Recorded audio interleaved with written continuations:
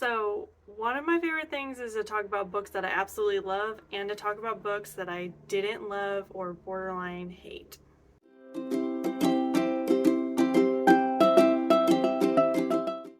Hi, hello, and welcome back to my channel. My name is Alex, and today we're wrapping up my series of least favorite books from 2022. It's getting towards the end of the year. I know I don't really want to think about that too much. The year's almost over. But I kind of just went through my channel and was doing some housekeeping things about series that needed to be wrapped up, and this was one of them. The least favorites from 2022. This series needs to be wrapped up. So this is the final part of a 3-part series, and basically it's any book that I rated 3 stars or lower from 2022. So I did part 1 and part 2, and this is the final part. So it's going to be 6 books today that I rated 3 stars or lower that I read in 2022. Make sure you hit all the buttons down below so you know when I'm posting. I post every week, and all we do on this channel is talk about books. So if you like listening to people talk about books, here I am every week doing just that for you. So I'm gonna be honest, when I was going back through looking at these books, y'all, I was generous. These are all rated 3 stars, okay? And I can tell you right now, easily 3 of these books should have been 2-star books. Easily. I think I was super afraid of the 2-star last year. I don't know why. I read some really rough ones last year. A couple of these should have been 2-star books, and I will tell you which ones. If I could go back and change my rating, I don't go back and change ratings. Once I rate it, I kind of walk away. I try not to think about it again. But if I was going to break my own rule and go back and change some of these, I'll tell you which ones they are. This year I've been a lot braver with that 2-star rating, and about just trying not to sugarcoat it. If I didn't like it, I didn't like it. Just a refresher on my rating system, so you guys know, 5 stars means it's absolutely perfect. 4 stars means I really liked it, but I had very minor issues, enough that I could not give it the perfect star status. Right now, 3 and below, that's what we're talking about today. 3 stars means I did not like it, but it was a subjectivity issue, which means it was just not for me. Could be a good book for somebody else, but not for me. I'll still recommend it, but I'll give it a little warning. 2 stars, I didn't like it, I won't recommend it. Okay, that means it had real fundamental flaws. I didn't like it at all, and I don't think that anybody else should read it. Or I definitely won't recommend it to anybody. If someone's like, hey, have you read this book? I'd be like, I didn't like it, and I won't recommend it. 1 star, there's only been a few 1-star books in my lifetime of reading, okay? And it means I absolutely hated it. I wasted my time. I'm really upset, and I probably won't read the author ever again. There have only been a few books that have gotten the 1-star rating from me, okay? I'm not generous with the 1 stars. They have to be completely awful for me to give them that. So, like I said, today all the books that we're talking about have 3-star ratings, but I think I was kind of generous on a lot of those. So let's not waste any of your time. Let's get into it. The first book on my list is My Sister, the Serial Killer by Oyinkan Braithwaite. I don't know that I said her name right, okay? But let's move past that. This book was actually really interesting. This was a 3-star book, and it can keep its 3-star rating, okay? Because I do think it was really interesting. Okay, we open with 2 sisters, one younger, one older. The older sister is in the act of helping her younger sister dispose of her boyfriend's dead body. Okay? And this is not the first dead body that she's helped her sister hide. Okay? So, now the older sister, I think her name is Khaw, if I remember that correctly, is starting to get concerned that this is becoming a pattern. That maybe her sister has serial killer tendencies, because at what point do you start to worry that there's too many bodies, right? So she's starting to get concerned that her sister kind of has a pattern with all her boyfriends turning up dead. In the midst of all this, we find out that Khaw has a crush on one of the doctors that works at the hospital with her. Well, at some point in the book, the younger sister starts dating this doctor, and so it becomes Khaw's mission to make sure that her younger sister does not kill this doctor because she's kind of in love with him.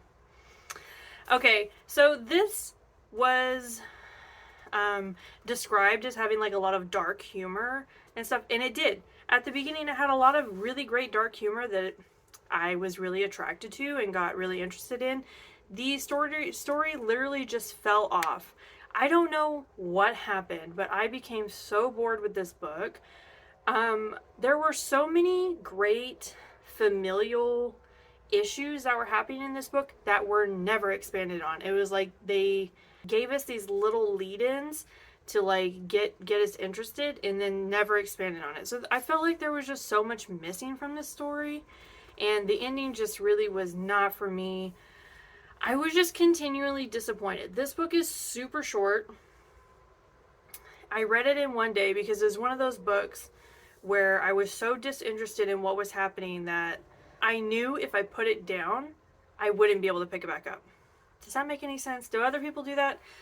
So, I mean, I muscled through it and I finished it, and I was disappointed. A lot of people rave about this book. And the thing is, it started out really, really great, and then it just sort of fell off. So, yeah, this one got 3 stars because I would still recommend it to people because it was really funny. Like, the dark humor was very dark humory. You know, it really worked. But, yeah, it just didn't continue to work towards the end. The next book I'm going to talk about is Unraveling Oliver by Liz Nugent. I gave this one 3 stars too. And it can keep its 3 stars because I still think about this book. I still think about this book all the time, okay? So, we open the book with Oliver. I guess you would call him our main character. And he opens the book with like a police interview because his wife has been found like beaten within an inch of death. And he's like trying to explain why he's done it, but he can't explain it either. He's like, I don't know why I would do something like that. And it's like, bro, you just like beat her almost to death. So that's how we open the story, like him admitting that he does that he like kind of snaps. And through the rest of the book, we do talk with Oliver again throughout the book, but the rest of the book is done in like a series of interviews with people that have known him his whole life or know his wife, etc. Okay, so we're basically like building up his life from the experiences of other people, intermingled with his experiences in his own life as well. This book was so interesting. If you have a fascination with like psychopaths or people who have like psychological mental disorders, this book, okay, someone described it as, they're like, it's not a thriller, it's a psychological character study.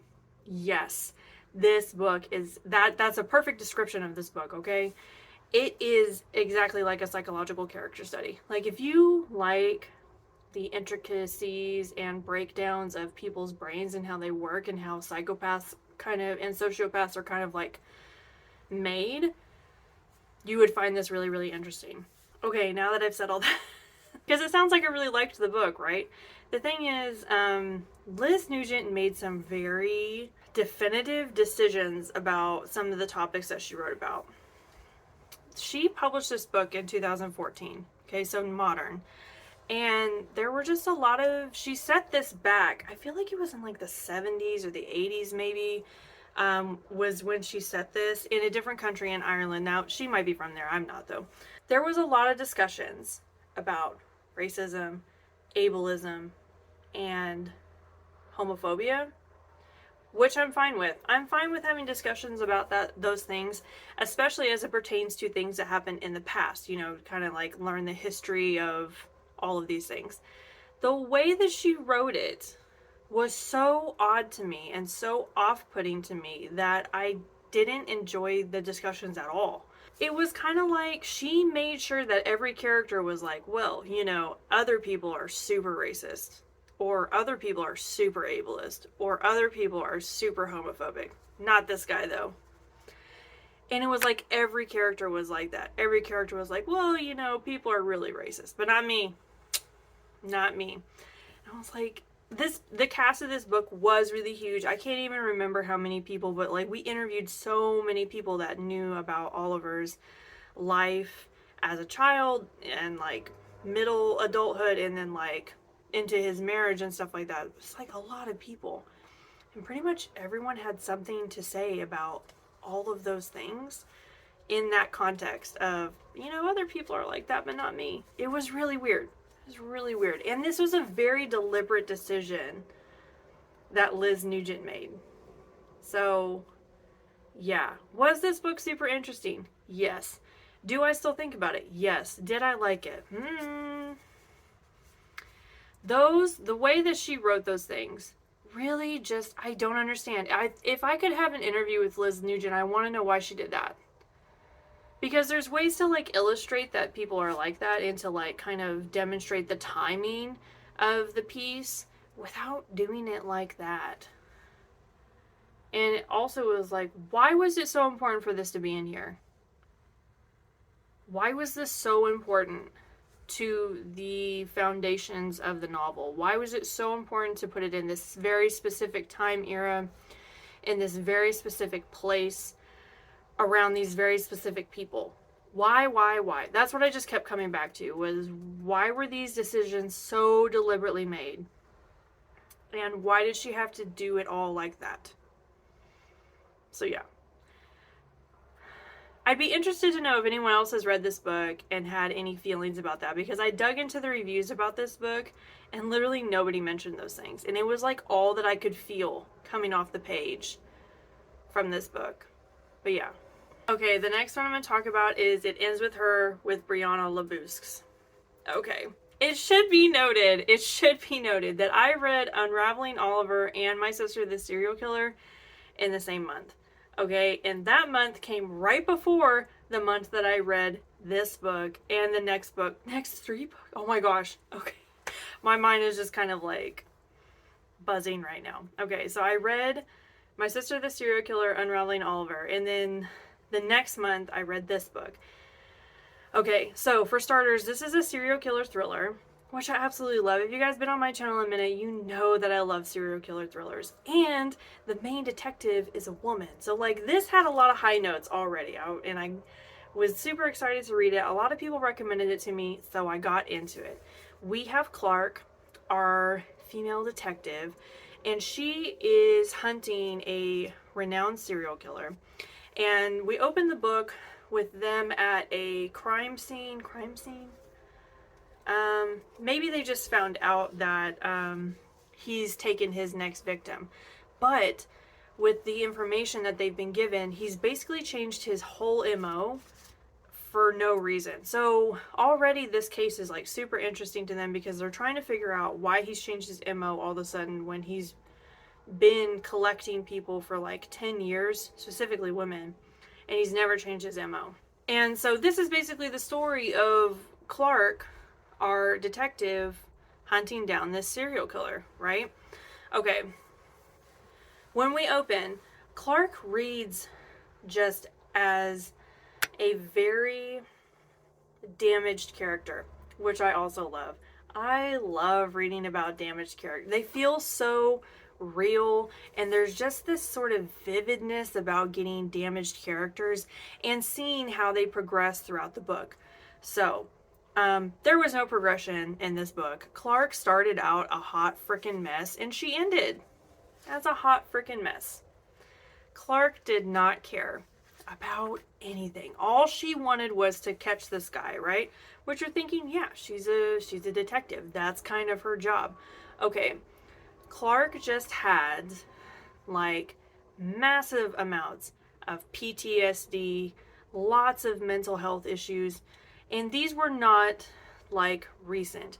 She was carrying around this stuff for just decades, okay? And she just never got help, and it was just kind of like, what are you doing? I can't talk about this book too much. I'm already getting like a little like upset about it because, okay, if you can move past Clark and her issues, because like I said, at the beginning, I loved Clark. I loved seeing how real she was on the page, and I just liked that. But there was no arc there. She was a flat line. She did not improve the entire book, and she did not care who she cut down to complete finding this guy, okay? She did not care. There was not a drop of love or empathy or compassion in Clark. And it became difficult to read because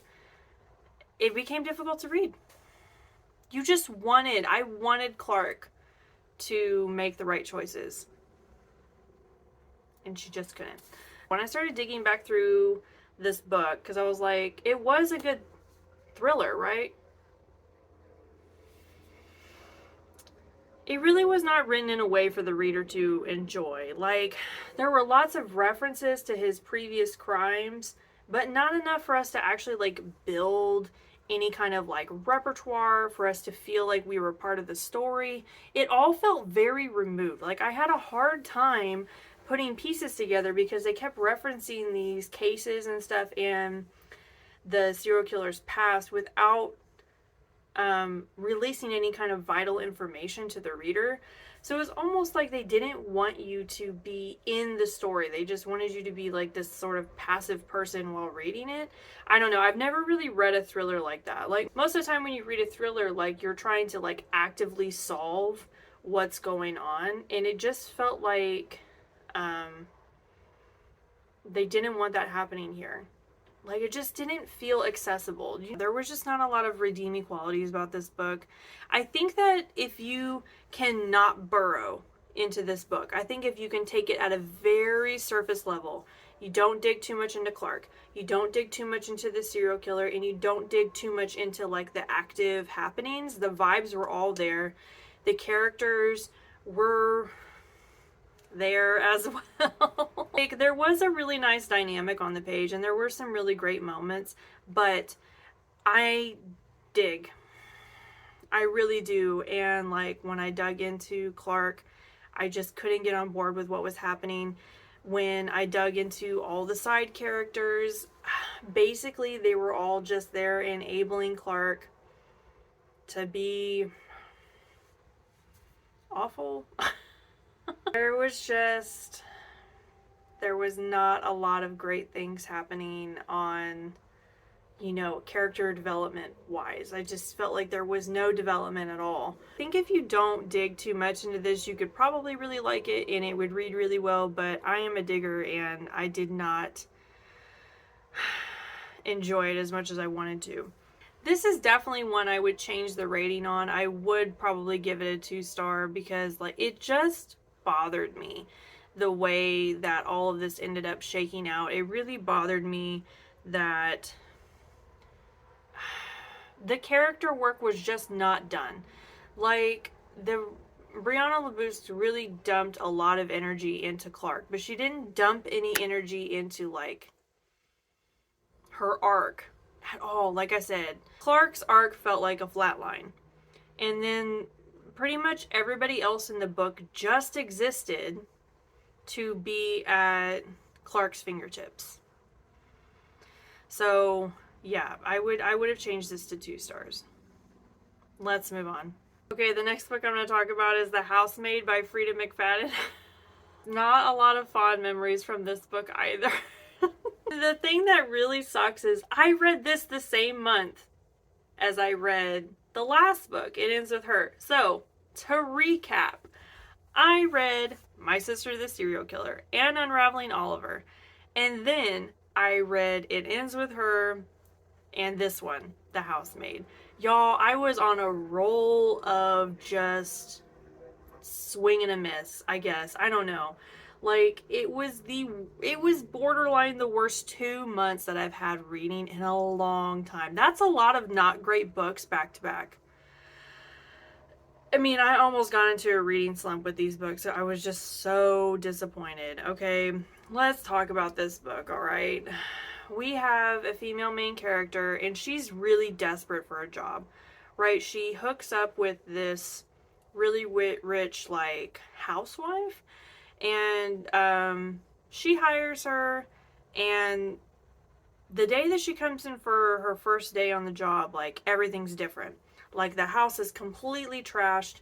The woman that hired her, now I can't remember her name, I think it's Nina, maybe, is just, like, horrible to her. Really rude, really awful, just, like, the worst. And then she finds out that her room that she's supposed to be living in, because she's going to be, like, a live-in housemaid, is, like, not even in the house, really. It's, like, all the way on the top floor in the attic with a lock on the outside of the door. There's just a lot of things right away that you're like, why did you decide to stay there? So, because she's so desperate for a job, she kind of just, like, overlooks all of these issues and decides, like, I'm gonna stick it out, I'm gonna do my best, right? Things just really unravel from there, and they just get monumentally worse. I can't really tell you much more, because there is a really big twist in this book, and it does, like, I mean, I don't want to go too much into it because I don't want to affect the plot if you decide to read it. I absolutely did not like any of these characters. I did not like our main character. I think her name was Millie. There were just a lot more questions than answers. And about halfway through the book, I was just so over her. I was so over her little story. I was so over the things that were happening in the book surrounding Millie. Nina also did not get any votes of confidence. I absolutely did not like this character. And then after the big reveal, I sort of liked her a little bit more. But then, like, by the end, I was like, no, you're just as bad as she is. And the husband, no, didn't like the husband. Day one to day whatever, I didn't like him at all. So, because I could not like any of these characters, I couldn't get invested in this story. The big twist in this book,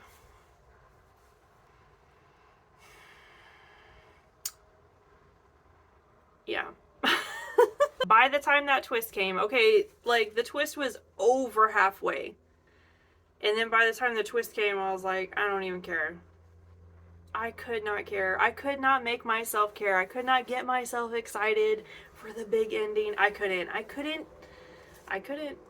I was just so underwhelmed by this book, and the reviews for this book are astounding. I don't know how Freida McFadden, like, managed to get such good reviews, but she did, and I don't know, like, this is one, if I could change the rating on this one, I would. It would definitely be a 2-star book. I'll never recommend this to anybody. If you like thrillers, like, if you are someone who reads thrillers consistency, you will probably think this is garbage, okay?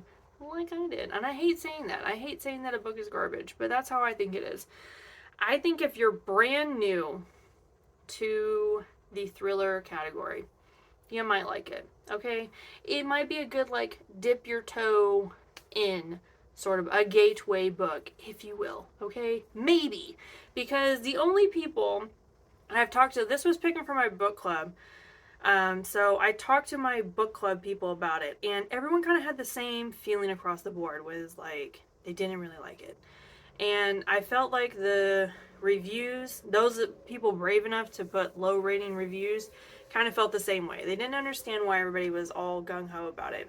One of my book club friends told me that she had a friend who read it and said this was her first thriller and that she absolutely loved it and she's going to keep reading thrillers.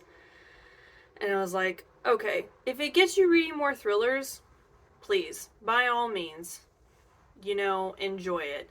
But I think if you're, like, someone who reads thrillers a lot, you'll probably be a little bit disappointed. It's kind of like the 50 Shades of the thriller world. Like, if it gets you reading more BDSM and gets you into, like, better literature, then please read it. But after you've read better literature, you'll probably look back on this book and be very unimpressed with what it contains. Did I say that right? I don't know. Anyway, yeah, I definitely changed this one to a 2. Okay, I'm taking forever, you guys. Like I said, I like talking about books that I hate just as much as talking about books that I love, okay? I've got 2 more left, and these next 2 should be short. So the next one is Nothing But Blackened Teeth by Cassandra Khaw. Okay. I literally read this right after the Freida McFadden book. It was a really long string of months. It was a really long string of months. I felt so burnt out by books by this. I was ready to give up on reading. I'm not even kidding, because that was so many bad books in a row. So, premise of this book. So it's really, really short, first of all. And so two people are getting married, right? And they're kind of like these thrill seeker friends. So they decide to get married in a haunted house in Japan. And they invite some of their old college friends to come with them. So it's kind of like a little elopement. And they're going to get married in this like haunted mansion in Japan, right? The house has like some folklore tied to it. And apparently a bride got left at the altar. And then there's inside the walls, there's the women that have been like sacrificed to her over the years. It sounds really cool, right? So I think the biggest issue with this book was the writing style. Lots of purple writing, lots of stuff that we didn't need to know because it was so short. There was a lot of stuff in here that we just didn't need, that just got in the way. And I didn't understand why we're putting so much energy in other places and not in where we needed it. Number two, we never got any backstory, any character development on any of these people. If you're looking at it in almost the terms of a short story, that's fine because you don't get a lot of character work in short stories either. But it was too long to be considered a short story. So we really needed that backstory, especially because there's a lot of animosity in this little friend group. I don't understand why we put so much animosity on the page where we weren't really going to get into the story. Like, we weren't really going to get into why they don't like each other, why they don't get along. Why did you want to go spend a weekend in a haunted mansion with people you don't even like? There were a lot of questions like that I had during the book that were just not answered. Okay, and another really big issue with the book is there was a lot of, and I don't know that I'm explaining this right, but there's a lot of phonetic Japanese in this book. So, you know, Japanese is characters, right? And so what it would be written in the book is like how it would sound written in English. So like you can't even look up these words because they don't exist. Like it's the pronunciation of a word that's written in a different language and not even using English letters. Do you know what I mean? So, and they use these Japanese words to describe like very important things in the book. Like they would be like, oh, she sees this thing over there and oh my god, it's horrifying. I don't even know what we're looking at. I don't even know what we're looking at. What is this word? What is this word? And you can't even really look them up. You can go down a little spiral on Google, like I did about 20 times reading this book, or you can just say, oh, that's a funny thing, and move on, which is what I ended up doing because I got tired of going on the Google spiral, figuring out what these words were. This was so inaccessible, and I knew there were some really cool moments in the book that were just horrifying, and I knew they could have been so much better if I could, like, figure out what was going on, if I could picture what this author was trying to tell me, but I couldn't because they didn't write it in an accessible way. I was just so frustrated. I was so frustrated with this book. I didn't understand why we were dumping loads and loads into different areas of the books, but we weren't getting the backbone for the horror on the page. This is another one. It deserved the 2 stars. It did, because I was continually disappointed. And by the end, I was just like, just get through the book. This book was so short, okay? I'm telling you, it was like not even 100 pages. It took me like 4 days to read this book. That's ridiculous.